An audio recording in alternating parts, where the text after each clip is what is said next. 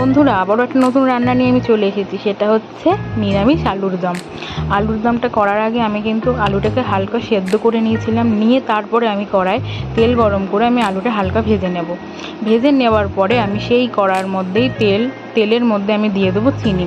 চিনিটা মেল্ট হওয়া অবধি আমি অপেক্ষা করব। তারপরে আমি দিয়ে দেবো কিন্তু এখানে আদা, জিরে, কাঁচা লঙ্কা, টমেটো একসঙ্গে বেটে নিয়েছি। তার মধ্যে হলুদ আর কাশ্মীরি লঙ্কা দিয়ে সেই মশলাটা আমি দিয়ে দেবো।